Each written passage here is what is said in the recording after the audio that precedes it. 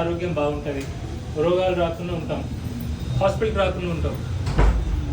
రోగం వచ్చింది హాస్పిటల్ చుట్టూ తిరగడం అది కాదు. ఫస్ట్ రోగం ఎందుకు వచ్చింది మనం తెలుసుకోవాలి, మీరందరూ తెలుసుకోవాలి. నేను అందరికి ఒకేసారి చెప్పలేను కాబట్టి, ఒక్కొక్కసారి చెప్పలేను కాబట్టి అందరికి ఒకేసారి చెప్తున్నాను. ఫస్ట్ మనం హెల్తీగా ఉండాలి, రోగం రాకుండా ఉండాలి అంటే కొన్ని పనులు చేయాలి. ఒకటి, 3 నుంచి 4 లీటర్లు నీళ్లు తాగాలి. 3 నుంచి 4 లీటర్లు నీళ్లు తాగండి. ఒకటి. 2, వంటకి నూనె ఏదైతే వాడతారో ఈ ప్యాకెట్ నూనెలు వాడకండి. ఎనీ రిఫైన్డ్ ఆయిల్ వాడకండి. ప్యాకెట్లో దొరికే నూనె వాడకండి. ఏది బెస్ట్? నెయ్యి బెస్ట్. గానుగా పట్టించిన పల్లి నూనె గుడ్. ఓకే, ఇవే వాడండి. 3, బయట తిండి తినకండి. ఈ బిస్కెట్లు, చాక్లెట్లు, థమ్స్అప్ అంటే కూల్ డ్రింక్స్, ఓకే, బయట ప్యాకెట్లో దొరికే ఫ్రూట్ జ్యూసెస్ అన్నీ కూడా వద్దు. ఓకే, ఇవన్నీ తాగకండి. ఇంట్లోనే వండుకోండి. పిల్లలకు కూడా ప్రేమతో చాక్లెట్ ఇస్తా, బిస్కెట్ ఇస్తా చేయకండి. మన పాతకాలంలో ఏం వండినాం?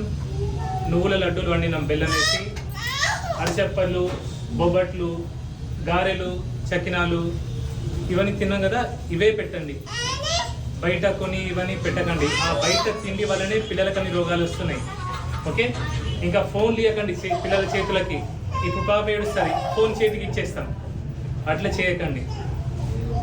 ఇవి చేసి మనం ఏదైతే తింటున్నామో, షుగర్ పేషెంట్స్ గురించి చెప్తా. అసలు నేను ఇది చెప్పేది ఎవరు తినొద్దని చెప్తలేను, నాకు తెలుసు కాబట్టి మీకు చెప్తున్నా. మీరు చేస్తే మంచిది, చేయకపోయినా నేను ఎవరిని ఫోర్స్ చేయట్లేదు. ఓకే, మనం తినేది, మనిషికి తినే దాంట్లో 3 ముఖ్యంగా ఉంటాయి.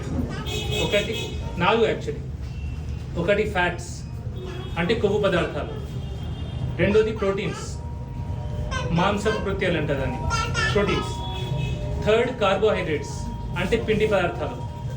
4ది వైటమిన్స్ అండ్ మినరల్స్. ఇది ఓకే. కొవ్వు అంటే మనం తినేది నూనె కానీ నెయ్యి, అది కొవ్వు. మంచిది తీసుకోవాలా అంటే నెయ్యి వాడాలా. కోడిగుడ్డులో నీలం ఉంటుందా, it is very good. Okay, ఈ కొవ్వు పదార్థాలు మంచిగా తీసుకోవాలా. నెయ్యికి భయపడి, పెరుగుకి, పాలకి భయపడడం ఇట్లాంటివి చేయకూడదు. ఖచ్చితంగా ఇవి వాడాలి. 2ది ప్రోటీన్స్. ప్రతి మీల్లో మీరు ఎన్నిసార్లు తిన్నా ఖచ్చితంగా ప్రోటీన్ ఉండాలి అందులో. ప్రోటీన్ అంటే బెస్ట్ బయో అవైలబుల్ ప్రోటీన్ తీసుకుంటే మంచిది. ఫుడ్స్లో కూడా అందరు ఏమంటారంటే నాన్ వెజిటేరియన్లో ప్రోటీన్ ఉంటుంది, వెజిటేరియన్లో ప్రోటీన్, పప్పులలో కూడా ప్రోటీన్ ఉంటుంది అని చెప్తా ఉంటారు. సో కొంచెం చదవండి. బయో అవైలబిలిటీ అని ఉంటుంది. Most bio available, highly nutrient dense protein ఏదంటే యానిమల్ ప్రోటీన్. మటన్ కావచ్చు, చికెన్ కావచ్చు, ఫిష్ కావచ్చు, ఎగ్స్ కావచ్చు, ఇవి హైలీ బయో అవైలబుల్. మరి వెజిటేరియన్స్ ఎట్లా అంటే వాళ్ళు కూడా పప్పులు అవన్నీ తింటారు, కానీ పప్పులని డైరెక్ట్గా బుక్కొద్దు, మంచిగా ప్రాసెస్ చేయాలా, సోక్ చేయాలా, మన వండి కానీ తినొద్దు. సో మీకు పప్పులు తినొచ్చు. So protein. కార్బోహైడ్రేట్స్ వస్తే ఏంటంటే పిండి పదార్థాలు, అది అతి తక్కువగా తినాలా. అంటే అది అన్నం కావచ్చు, రొట్టె కావచ్చు, జొన్న రొట్టె కావచ్చు, రాగి జావా కావచ్చు, అది ఎక్కువ తీసుకోవద్దు. ఎందుకంటే ఎప్పుడైతే ఎక్స్ట్రా మనం కార్బోహైడ్రేట్స్ తీసుకుంటామో సడన్గా గ్లూకోజ్ స్పైక్ వస్తుంది రక్తం లోపల. మనకు వచ్చే రోగాలన్నిటికీ కారణం ఈ గ్లూకోజ్ స్పైకే.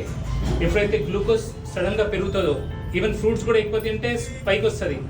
ఆ స్పైక్ వచ్చినప్పుడు ఇన్సులిన్ హార్మోన్ రిలీజ్ అవుతుంది బ్లడ్లో. ఆ ఇన్సులిన్ హార్మోన్ వల్ల ఇన్ఫ్లమేషన్ బ్లడ్లో స్టార్ట్ అవుతుంది, ఫ్యాట్ డిపాజిట్ అవుతుంది, కొవ్వు ఫ్యాట్ డిపాజిట్ అవుతుంది, ఇన్ఫ్లమేషన్. ఆ ఇన్ఫ్లమేషన్ వల్లనే heart attacks, brain strokes, cancers అన్నీ వస్తున్నాయి.